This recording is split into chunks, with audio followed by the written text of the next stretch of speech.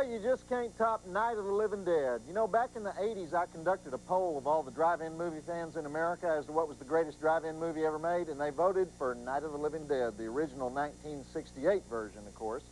But my own personal favorite is the Texas Chainsaw Massacre.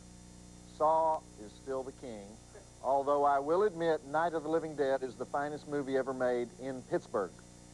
Anyhow, some of you may remember back in 1992 when I was on the other cable channel, which we won't mention, I had a reunion of the original cast of the original movie, and they were delighted because for most of them that was the highlight of their acting careers, and most of them weren't even in acting anymore. One of them was a chiropractor in North Carolina, and Tom Savini was there too, and he told me he wished he'd had a few more days and a little more money for the remake because he didn't get to do all the effects he wanted to do. But I say, don't worry about it, Tom. You done good. Okay, in just a minute, we're going to watch the always popular Swamp Thing. But first, I want to remind you that next week on Monstervision, we're going back to the 50s for 2 sci-fi camp classics. Now, you guys are always bugging me. Why don't you show more science fiction from the 50s? Why don't you show more oldies? Well, here's your big chance. We're going to run the risk of hacking off a lot of people by showing not one, but 2 black and white movies back to back. We're going to show Attack of the 50-Foot Woman, starring, do you guys know who the 50-Foot Woman was? Allison Hayes. You guys are hopeless. And we're going to follow that up with Donovan's Brain, starring, who's the romantic interest in Donovan's Brain? Nancy Reagan, that's right, Nancy Davis at that time. It stars Lou Ayres as the doctor who keeps a brain alive in a fish tank, and the brain starts taking over his mind, and the brain actually shows more emotion than Nancy Reagan. So anyhow, that's next week, right after the NBA game, which is Indiana at Charlotte. 30 minutes after the game. Get this concept in your head. Stop writing to me about it. 30 minutes. 3-0. Game over. Wait 30 minutes. Monstervision, okay? Joe Bob, your show wasn't on last night. Yes, it was. Okay, moving on now with a favorite of mine, Swamp Thing. I want to read you this letter that I got back when Swamp Thing first came out, February 4th, 1982. This is funny. It says, Swamp Thing is not a horror film. Rather, it is a PG-rated fantasy adventure based on the exploits of a comic book hero published by DC Comics, the folks who brought us Superman, Batman, and Wonder Woman. Well, that's what the producers say. It wasn't exactly PG-rated when I saw it, because it's also famous as the first film where Adrienne Barbeau ever got topless. So we won't be unleashing those hooters tonight on TNT, because Ted would be upset if we did that. But we will be showing you dang near everything else that was in the original. But anyhow, my question is, how come everybody that makes a horror movie always says, this is not really a horror movie, it's a suspense thriller, or it's a drama with horror elements, or it's a PG-rated fantasy adventure? I mean, what's wrong with just saying, here's a horror flick?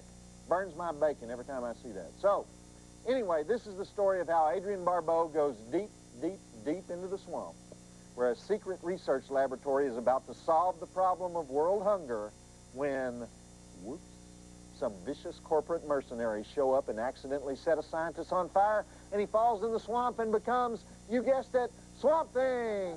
He's kind of the first environmental superhero, half plant, half human, hokey but lovable. This is actually an excellent flick that hadn't been taken as seriously as it might have been if it had a different title. So check it out, and we'll talk. Isn't this about the 5th time we've had Adrienne Barbeau on this show?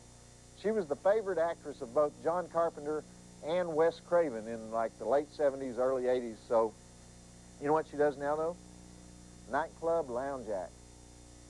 She's a singer. I hear she's got a great diaphragm. What?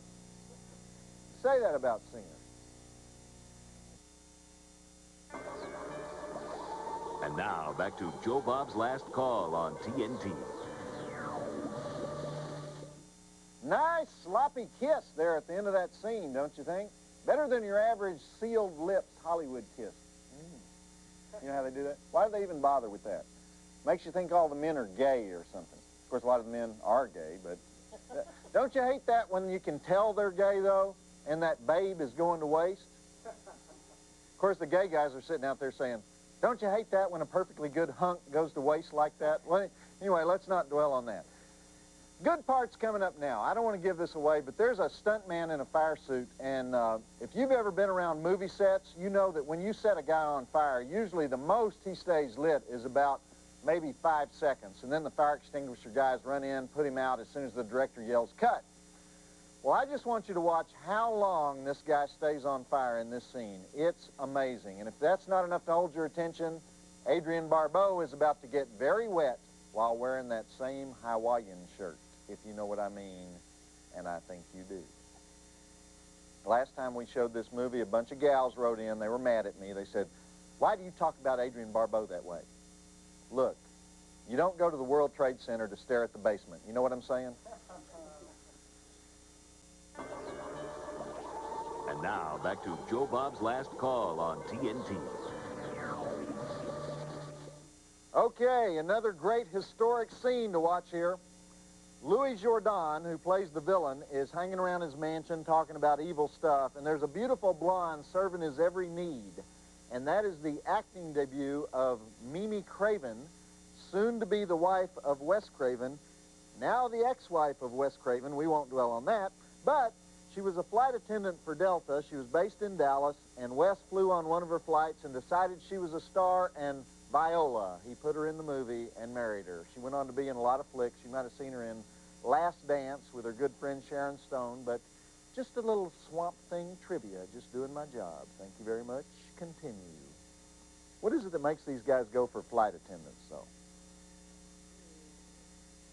You know what? Let's not even open that up for discussion, because I might reveal something here and end up in sleazeball jail. You know, okay? Guilty, okay? Please, I travel a lot.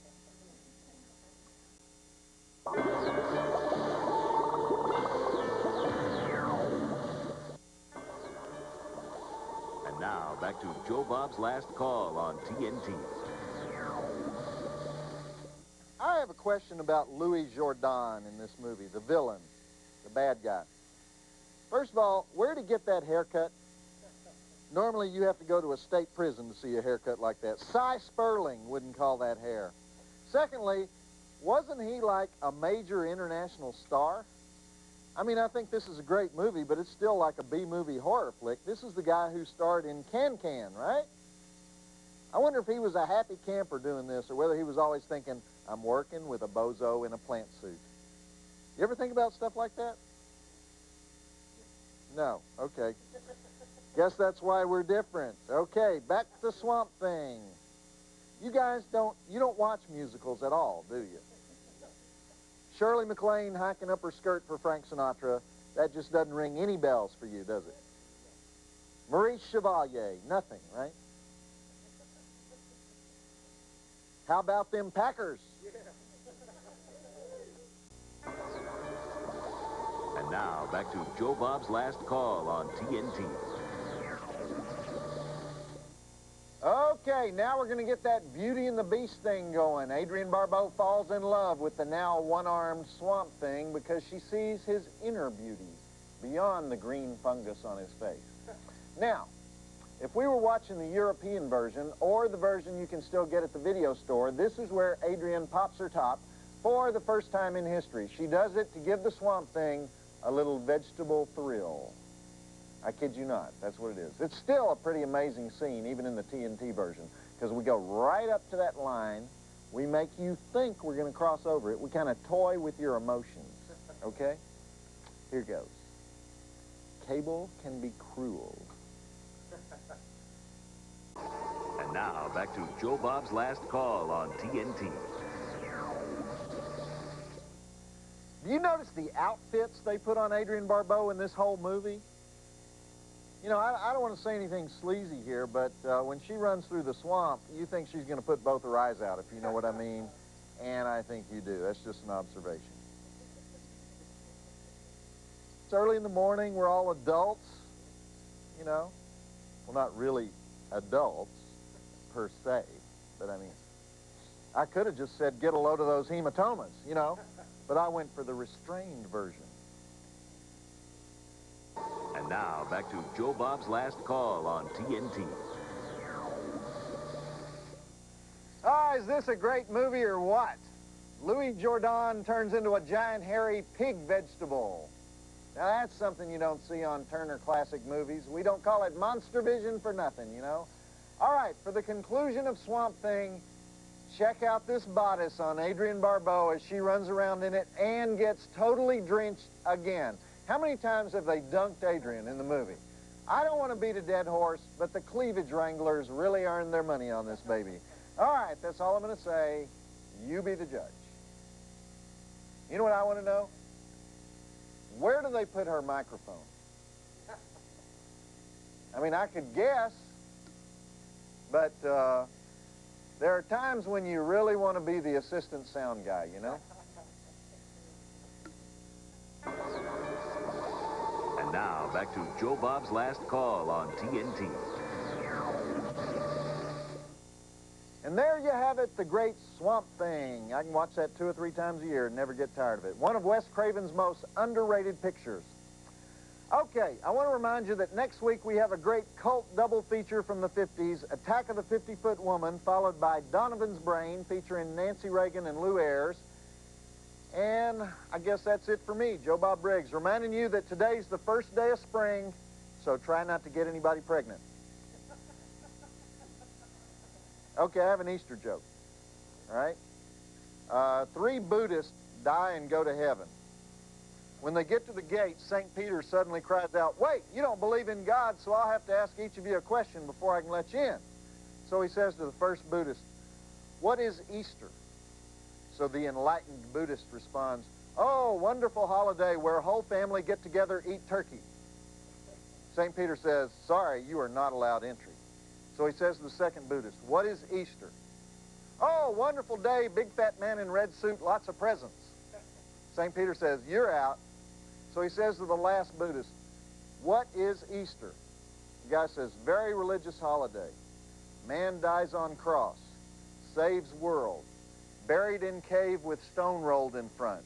After 3 days, comes out of cave, sees shadow and goes back in." Joe Bob Briggs reminding you that the drive-in will never die.